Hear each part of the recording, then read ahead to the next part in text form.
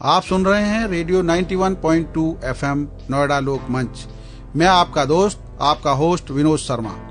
कार्यक्रम जनमंथन में आज हम चर्चा कर रहे हैं दहेज मिटाने को लेकर चली एक मुहिम पर। उस मुहिम को अंजाम दे रहे हैं अपने गौतम बुद्ध नगर जिले के कुछ युवा। उन युवाओं में हमारे साथ हमारे स्टूडियो में मौजूद हैं बरौला गांव से करमवीर गुजर जी और नरेंद्र बेसोया। इनके साथ बहुत सारी टीम है। चर्चा करते हैं किस तरीके से इनका संगठन काम करता है और मैं अपने स्टूडियो में दोनों का अभिनंदन करता हूं। सबसे पहले बात करमवीर जी से। करमवीर जी बताएं कि दहेज मुक्ति के लिए आपने क्या अभियान शुरू किया है, ये हमारे श्रोताओं को बताएं। पहले तो नमस्कार जी, नोएडा लोकमंच 91.2 FM विनोद शर्मा जी का बहुत बहुत धन्यवाद जो हमें प्लेटफार्म दिया अपनी बात रखने का और अपनी आवाज लोगों तक पहुंचाने का। जी सर, हमारा ये मुहिम 22 नवंबर 2019 से स्टार्ट किया था हमने।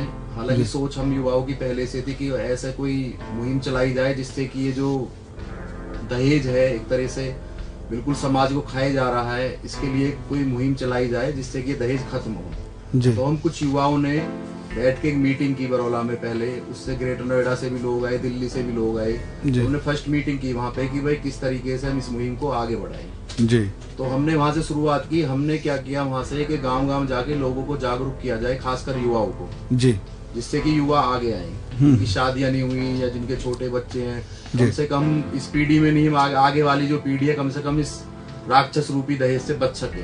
जी जी। तो हमने उसी को धीरे धीरे करके वो चीज बढ़ाई, लोगों को जोड़ा। एनसीआर में नोएडा से भी, दिल्ली से भी, मेरठ से भी काफी युवा इसमें संगठन में जुड़े हैं। हमने बीच में लॉकडाउन में लोगों को जागरूक भी किया, भाई अब लॉकडाउन का समय है, जैसे कि सरकार की भी कुछ वो है कि नियम है कि कम भीड़ हो, 50 लोग 25 लोगों के साथ शादी का करा जाए। जी जी। गोला बारूद या जो भी बैंड बाजे, इन चीजों से सीधी सी बात है, मतलब जो फिजूल खर्ची है और जो भी दहेज के रूप में लेन देन होता है वो बिल्कुल खत्म हो। जी। शादी एक दो परिवारों का होता है तो कम से कम बर्बादी तो बचे। जी जी। रिश्ता जोड़ने का है। तो हमने काफी यहाँ ग्रेटर नोएडा में भी लोगों को एक हमारा सम्मान पत्र था, हमने वो दिया जिन जिन लोगों ने इन चीजों को फॉलो किया, नियमों को भीड़ ना करके और ये बैंड बाजे गोला बारूद ना करके जी उन चीजों को फॉलो किया कि बिल्कुल आदर्श विवाह के रूप में शादी की जाए। तो ऐसे लोगों को हमने काफी कम से कम 10 गांवों में जाके लोगों को सम्मानित किया, जिससे कि लोगों को प्रेरणा मिल सके और गांवों में भी कि भी हाँ ठीक है, ये चीजें हमें करनी चाहिए। क्योंकि नहीं तो आने वाली पीढ़ियां, मान लो हम अपने बच्चों की शादी कर रहे हैं तो मुझे नहीं लगता आने वाली पीढ़ियां, बच्चे इस तरीके से शादी कर, क्योंकि हम बर्बाद तो भी हो जाएंगे। जी जी। आने वाली पीढ़ियां क्या करेंगे फिर? बिल्कुल, क्योंकि जो हमारे पास है उसे हम अब बेच लेंगे तो उनके पास तो बेचने के लिए भी कुछ नहीं रहेगा। तो कम से कम इस बीमारी को अगर हम यही खत्म कर देते हैं तो अच्छा होगा हमारे लिए भी और समाज के लिए भी। जी जी। तो आगे आने वाला समय बहुत परेशानी भरे होने वाला है, खाली इस सिर्फ दहेज रूपी राक्षस में घुसने में। अगर आदमी इसी में फंसा रहेगा तो पूरे जीवन की कमाई, मैं ये कह रहा हूँ, एक दो बच्चों की शादियों में चली जाएगी, उसके बाद कुछ सेविंग कुछ नहीं रहेगा अपने बच्चों के लिए। जी जी जी। तो करमवीर जी एक बात बताइए, ये आपके दिमाग में कैसा आया? क्या कोई ऐसी बात हुई जिसकी वजह से आपके मन में ये विचार आया? नहीं, होता क्या है सर, सबके घर परिवारों में मान लो सबके पता है, पहले होता था, मान लो जब नोएडा 76 में नोएडा आया था उससे पहले सब परिवार मिलजुल के रहते थे, 4 5 6 भाई रहते थे, खेती होती थी और शादियों का परिवार में पता भी नहीं चलता था शादियां हो कैसे गई। जी जी। मेरे बेटे की या मेरी बेटी की शादी है, 4 5 भाई हैं, तो मुझे खुद नहीं पता होता था जैसे पहले होता था। जी जी। मेरे बच्चों की शादी है, चाचा ताऊ होते थे, वही सब कर लेते थे, बड़े होते थे। जी। अब जब से नोएडा आया है जी जी 76 के बाद में जी जी और जमीनें चली गई हैं, अब क्या हुआ है, लोगों के पास पैसा जमीन का लगा लो या रेंटेड है या कुछ भी है, तो लोगों को ये नहीं पता कि पैसा कमाया कैसे जाता। पहले बुजुर्गों को पता होता था कितनी मेहनत से पैसा कमाया जाता है। जी जी जी। कुछ लोग अब भी है कि उस पैसे को अच्छी तरह से यूज कर रहे हैं और वो उसका अच्छा उपयोग भी कर रहे हैं। अब क्या है, लोग वही चीज, अब मान लो किसी के पास 1000 मीटर है, 2000 मीटर है, धीरे धीरे करके 2 बच्चे हैं, 4 बच्चे हैं, एक बच्चे की शादी में 1 करोड़ रुपए शादी में लगा रहे हैं। अब शादी में लगाएंगे कहाँ से? कमाई इतनी कर रहे हैं, मुश्किल से घर का पेट भर रहे हो, क्योंकि सरकारी नौकरी ऐसी कुछ व्यवस्था बनाई नहीं है अथॉरिटी ने या सरकार ने कि जमीन जाने के बाद में भाई अगर यहाँ पे कंपनियों में जॉब भी लगती है 200-250 किलोमीटर का दूर का आधार कार्ड चाहिए, जब उनको नौकरी मिलती है ना कोई यहाँ नौकरी है ना कोई व्यवसाय है तो लोग करेंगे क्या? भाई अगर 1 करोड़ की या 50 लाख की आप शादी करें तो सीधी सी बात है जमीन बेच के करेंगे। बिल्कुल है ना जी। और जब तक आप इस दहेज को खत्म नहीं करेंगे तो जमीन भी कहाँ तक बेचेंगे आप?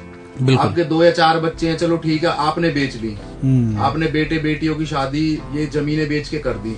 अगर आपको अपनी पोती की शादी करनी हुई तो फिर वहां क्या बेच के करेंगे? आपका बेटा क्या बेचेगा? आपने तो बेच दिया, आपका बेटा क्या बेचेगा? तो हम चाहते हैं कम से कम हम नहीं तो हमारे आने वाली पीढ़ियां जो हमारे बेटे अपने बच्चों की शादी करें तो कम से कम ये परेशानी ना झेलनी पड़े, दहेज खत्म हो जाए। और ये चीजें हमें सबको अपने से शुरुआत करनी पड़ेंगी। जी जी। क्योंकि कुछ लोग कहते हैं कि भाई बच्चों को शिक्षित बनाओ, बिल्कुल मैं मानता हूँ बच्चे शिक्षित होने चाहिए, पर जहां मैं समाज में देखता हूँ जो शिक्षित भी हैं, जो शिक्षित बेटियां भी हैं और वहां भी दहेज देना पड़ रहा है तो फिर बोलने का क्या फायदा होगा? शिक्षित बनाओ उन चीजों को, या तो शिक्षित बनाओ तो ये है कि भाई हाँ भी सामने वाला देख रहा है बच्चे शिक्षित है तो दहेज ना ले दे। जी जी। उसमें भी ये चीज चल रही है, ये कहीं ना कहीं हम सबको अपने से शुरू करना पड़ेगा। कुछ लोग बोलते हैं जैसे हमने मुहिम चलाई है भी आपके बेटी भी है बेटा भी है, क्या आप अपनी बेटियों की शादी में दहेज देंगे? उनकी अगर मेरे सामने वालों को मुझे मिलेगा तो ठीक है, नहीं तो मेरी मजबूरी है।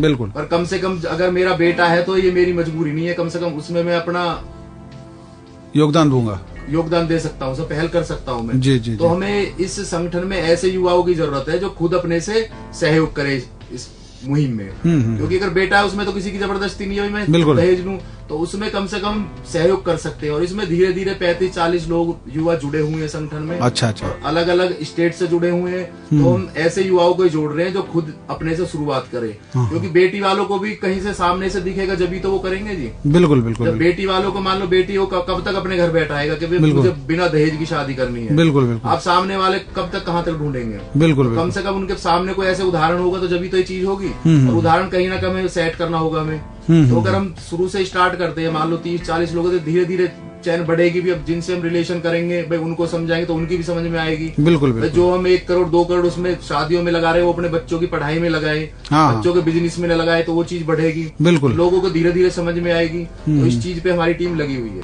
अच्छा, तो नरेंद्र जी आपसे मैं जानना चाहता हूँ कि जो संगठन अभी बना है उस संगठन में कोई ऐसा आप उदाहरण दिखा अपने पिछले 2019 से अब तक कि जिसमें आपको लगा हो कि हाँ हमारा मिशन कुछ थोड़ा आगे बढ़ रहा है? सर सबसे पहले तो मैं विनोद शर्मा जी आपका धन्यवाद करूंगा और हमारे नोएडा लोकमंच 91.2 FM का, जिन्होंने हमें ऐसी जगह आके अपनी बात रखने का मौका दिया जी। और सबसे पहले मेरी बात, जो हमारा संगठन है वो जुड़ने के बाद अभी तक देखिए हमने क्या है, घर घर जाके लोगों को क्या हुआ कि सर्टिफिकेट एक तरीके से मतलब एक आपने ट्रॉफी टाइप बनाई और उसके बाद उन लोगों को थोड़ा सा प्रोत्साहन दिया, उन्हें मतलब एक तरह से माला पहना के और पूरा वो ट्रॉफी वगैरह देके कि भाई हाँ प्रोत्साहन मिले लोगों को, जिससे कि और लोग भी देखे कि भाई अगर हम ऐसा अच्छा काम करेंगे तो हमें भी लोगों में मतलब कि जाना जाएगा कि भाई हाँ। वरना क्या है कि जैसे दहेज वाली शादी होती है तो दहेज वाली शादी जो होती है उसके तकरीबन आपका रोका रोड़ा होता है कि जी फलाने की शादी हुई और फॉर्च्यूनर गाड़ी मिली, 20 लाख कन्यादान में मिल गया, बिल्कुल 2 किलो सोना मिल गया, ये मिल गया।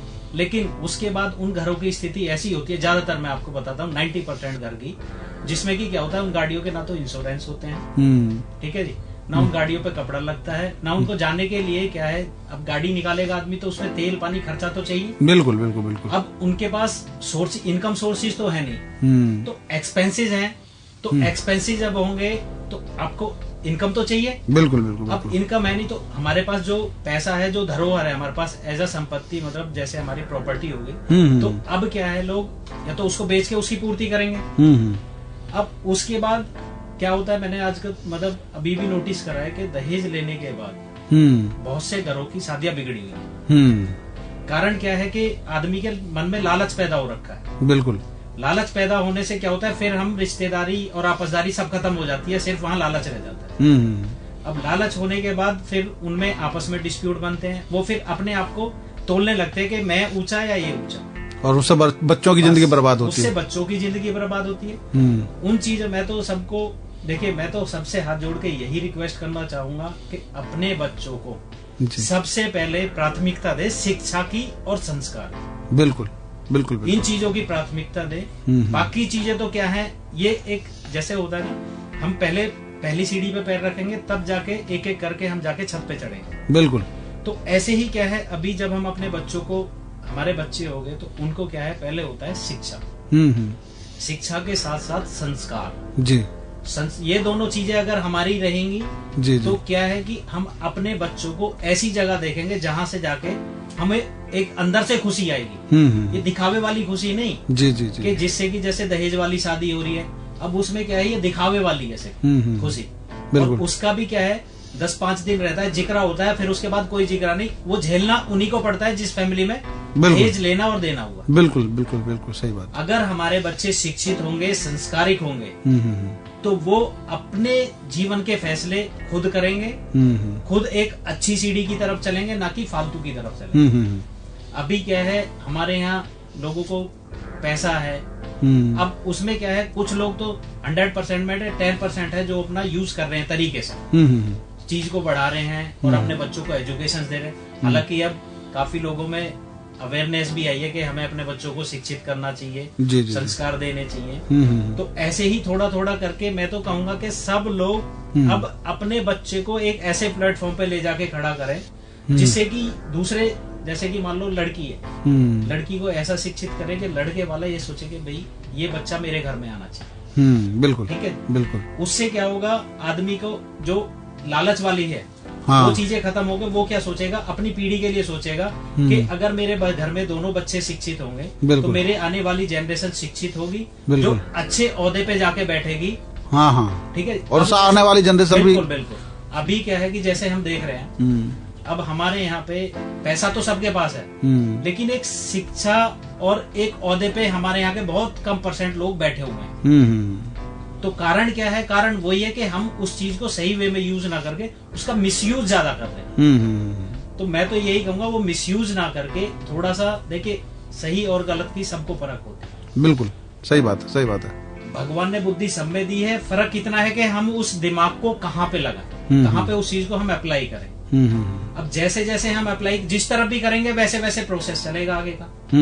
हम बच्चे को शिक्षित करेंगे, शिक्षित करने के बाद वो अच्छी शिक्षा लेगा, घर में उसको संस्कार देंगे, बड़ों का आदर करेगा, सही चीज को सही कहेगा और गलत को गलत कहेगा। बिल्कुल बिल्कुल। अब जब हमें इतनी ही शिक्षा नहीं है, हमें इतने संस्कार नहीं कि हम जब सही को सही नहीं और गलत को गलत नहीं कह सकते, तो मैं इस मायने में ना तो शिक्षा को मानूंगा कि उनमें शिक्षा है और ना ही संस्कार। जी जी, बिल्कुल सही बात है। करमवीर जी, मैं एक जानना चाहता हूं कि आपने जो संगठन बनाया उसका संगठन का नाम क्या है? क्या कोई ऐसा गाइडलाइन आपने बनाई है समाज को ये बताने के लिए कि आप अगर इन चीजों का पालन करेंगे तो हम सब जागरूक भी होंगे और नई जनरेशन भी साथ में जुड़ेगी, और जो आज हमारे बुजुर्ग हैं या हमारे परिवार में माता पिता हैं, वो परिवार भी उसके तरफ बढ़ेगा ताकि हम सब मिलकर इस बुराई को दूर कर सकें।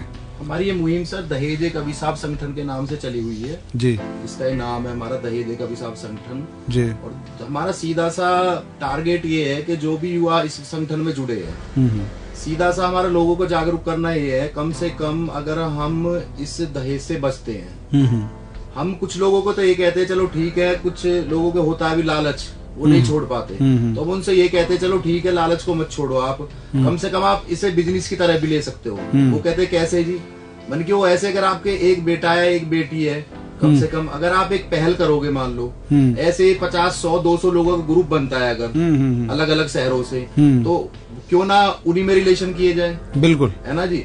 और जब हम ये चीजें करेंगे, 50, 100, 200 फैमिलीज होंगी ऐसे अलग अलग उससे, और जब अब इन चीजों को करेंगे, मान लो मेरे एक बेटा है एक बेटी है, ठीक है जी, मैंने अपने बेटे का पहले शादी की बिना दहेज के, तो उससे प्रेरणा लेके दूसरा मेरे ग्रुप का आदमी मेरी बेटी का बिना दहेज के शादी करेगा, ठीक है जी। और जो हमको देखेंगे, मान लो हम 100-200 लोग हैं, और उससे अदर जो हमको देखेंगे, तो वो पता है क्या कहेंगे, उन्हें एक तरीके से प्रेरणा भी मिलेंगी और इस तरफ की तरफ को उनका रुझान भी होगा। क्योंकि वो ये देखेंगे भाई 2 बच्चे थे इनके बेटे बेटी, अगर ये शादी करते हमारी तरह तो 1.5-2 करोड़ रुपए लगाते, या 1 लाख रुपए लगाते, या 50 लाख रुपए लगाते मान लो, तो ये पैसा इन्होंने बचा लिया। जो रस्में है उनको करो आप, भाई एक रस्म में मान लो 10 लाख लग रहे, वही रस्म हमारी 10,000 में हो रही है, 10,000 में करो ना, रश्मि तो करनी है हमें, बिल्कुल दिखावा सही, थोड़ी करना है। बिल्कुल सही, बिल्कुल सही। शुरू से लेके गोद भराई से लेके और लास्ट तक बुरा खाने तक हम पैसा ही पैसा बिखेर रहे हैं। क्या फायदा है इन चीजों का? मान लो दोनों परिवार बर्बाद हो रहे हैं, तो तीसरे परिवार को क्या मतलब उनसे? बिल्कुल ना लेने वाले देने वाले तीसरे परिवार से एक दिन कहेगा बस वो इतने दे दिया, तीसरे दिन वो पूछने भी नहीं आए क्या परेशानी है तुम्हारे, बिल्कुल बिल्कुल सही, किसका तुम्हें लेना है, किसका देना है। तो हम यही लोगों को जागरूक कर रहे हैं, इन चीजों को थोड़ा कम करो। हम ये नहीं कह रहे पूरी तरह से तुम छोड़ दो इन चीजों को, धीरे धीरे करके एक एक चीज खत्म करो। ये गैदरिंग कर रहे हैं लोग, 1-2 हजार की गैदरिंग कर रहे हैं शादियों में। मतलब गैदरिंग किसके लिए जरूरी है? गैदरिंग मेरे हिसाब से 2 लोगों के जरूरी है, एक सेलिब्रिटी और एक नेता। भाई उनको गैदरिंग से वहीं से पैसा मिलना है। हाँ सही बात। तो वो खर्च कर सकते हैं। आम लोगों को मतलब गैदरिंग से क्या मतलब है? अपना परिवार रिलेशन जो है, जिनके पास जान पहचान, उन्हें बुलाए अपने पार्टी में। 2-3 हजार की शादियां करते हैं, बड़े बड़े टेंट लगाते हैं, लाखों रुपए टेंट में शादियों में उन्हें बर्बाद करते हैं। क्या मतलब है इस चीज का? 2 परिवार को रिश्ता जोड़ना है तो वो आराम से भी जोड़ सकते हैं। अच्छा, कोरोना काल में कुछ सबक लिया लोगों ने, क्या आप चाहेंगे कि ये आगे भी इस तरह की व्यवस्था बनी रहे ताकि लोग कम खर्चे में शादी कर सकें? इससे विनोद जी काफी लोगों ने सीख तो ली है खैर, और काफी लोग ये कहने भी लगे हैं जैसे कि देखा देखी कि हाँ भाई ऐसा होना चाहिए। उन्हें लगता है भी ये चीजें ठीक है। जैसे कि मान लो गाइडलाइंस थी पहले 25 की, 50 की, अब शायद 200 लोगों की कर दी है गवर्नमेंट ने। तो गाइडलाइंस थी, उसके डर की वजह से मान लो कुछ लोग बिना डर के भी कर रहे हैं, भाई हाँ ये चीजें ठीक है, हम घर परिवार और रिश्तेदार को बुला के ये चीजें कर सकते हैं। तो कुछ लोगों ने सबक भी लिया, कुछ लोग चाह भी रहे हैं ये चीजें आगे हो। और इसी को देखते हुए हमारे संगठन ने भी ये चीज का निर्णय लिया था।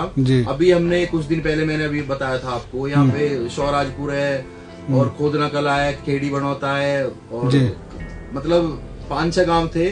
इसमें हमने काफी लोगों को सम्मानित किया था जिन्होंने कोरोना काल में मतलब 10-10, 20-20, 50-50 दोनों परिवार, लड़की और लड़का के उसमें मिलके उन्होंने शादियां की थी, बिल्कुल आदर्श विवाह के रूप में, शांति के तरह से। तो ऐसे लोगों को उन्होंने सम्मान पत्र देकर सम्मानित किया था, जिससे कि उनका एक तरह से प्रोत्साहन बढ़े और दूसरे लोग उससे प्रेरणा ले सके। क्योंकि भाई अगर हम ऐसा करेंगे तो हमको भी लोग सम्मानित करेंगे और एक अच्छी नजर से देखेंगे। अच्छा नरेंद्र जी बताइए, अब इस संगठन की आने वाले दिनों में क्या योजना है? क्या जिले में या जिले से बाहर भी आप लोगों का इस तरह की मीटिंगों का दौर जारी है जो लोगों को जोड़ रहा है इसमें?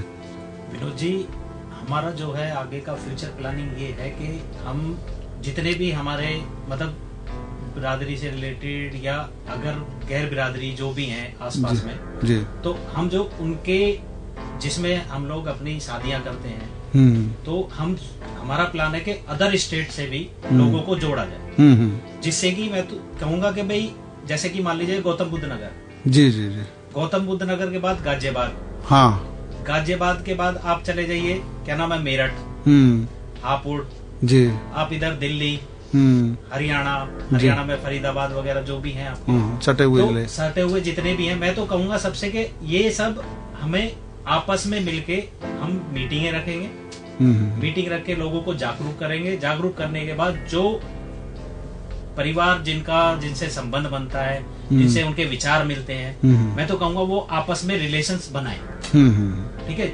जिससे कि क्या होगा, अभी क्या है, अभी यहाँ पे जैसे होड़ लगी हुई है खाली दिल्ली एनसीआर वाली, वो क्या करते हैं, सिर्फ दिल्ली एनसीआर को ही पसंद करते हैं, बाहर प्रेफर नहीं करते। वो देखते हैं कि भाई यहाँ पे सब तरीके की सुविधाएं हैं, बाहर थोड़ा सा नहीं है। मैं तो अब भी आपको बताता हूँ कि गाँवों में भी अब ऐसा माहौल है कि जो हमारी बहू बेटियां हैं वो भी खेतों में काम करने नहीं जाती हैं, वो भी अभी अपने घर के ही काम करती हैं। अब क्या कर रखा है, गाँवों में भी जो मजदूर होते हैं उनसे काम कराया जाता है।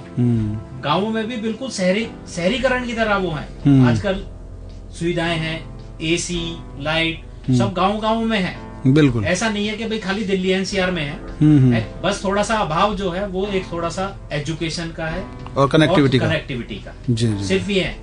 और आजकल दिल्ली एनसीआर में होने का मैंने एक और कारण देखा है कि रिश्तेदारी में आदमी सिर्फ मुंह दिखाने जाता है, हाँ। वरना पहले क्या होता था, पहले आदमी रिश्तेदारी में जाता था, 1-2 दिन रुक के आता था, तो घर के तौर तरीके, आपस में बातचीत बहुत तरीके से होती, प्रगाढ़ संबंध हो जाते थे, संबंध अच्छे बनते थे। तो मैं तो यही कहूंगा कि दूर से रिश्ता जोड़ा जाए, ना कि अभी यहीं पे मेरे यहाँ से अगर आदमी बाहर जाएगा कहीं हापुड़ में, मान लीजिए मेरठ में शादी करनी है, मेरठ में शादी कर ली, अब मेरठ वाला यहाँ आएगा तो लोगों के विचार, आचार विचार आदान प्रदान होंगे। बिल्कुल अब जो अच्छी चीज होगी वो मेरे हिसाब से तो देखो सभी ही कलेक्ट करनी चाहिए, चाहे वो शहरीकरण में हो चाहे अपना गाँव में हो, कहीं भी हो, तो अच्छी चीजें सभी को अडॉप्ट करनी चाहिए। तो ये था संगठन जो दहेज खत्म करने को लेकर पूरे एनसीआर में मुहिम चलाए हुए है और उनका सपना है कि दहेज मुक्त शादियां हों, जो प्रतिभावान बच्चे हैं वो दहेज के अभाव में किस तरह परेशान ना हो, ऐसे पेरेंट्स परेशान ना हो और उनको एक ऐसा माहौल मिले कि प्रतिभा की कद्र हो। आज पैसे की कद्र है शादी में, उसको प्रतिभा में परिवर्तित करने का इनका सपना है। ऐसे लक्ष्य को लेकर भाई करमवीर जी और नरेंद्र जी के साथ साथ जो 30-40 युवा जुड़े हैं, हमारा उनको अग्रिम शुभकामनाएं हैं कि वो अपने लक्ष्य में सफल हों और इस मुहिम को तेज करें, ज्यादा से ज्यादा युवाओं को जोड़ें। हमारा ये मुहिम इस तरह की चलती रहे, ये इसके लिए आप सबको बहुत बहुत बधाई। आप सुनते रहिए रेडियो 91.2 FM नोएडा लोक मंच, आपकी अपनी आवाज। धन्यवाद।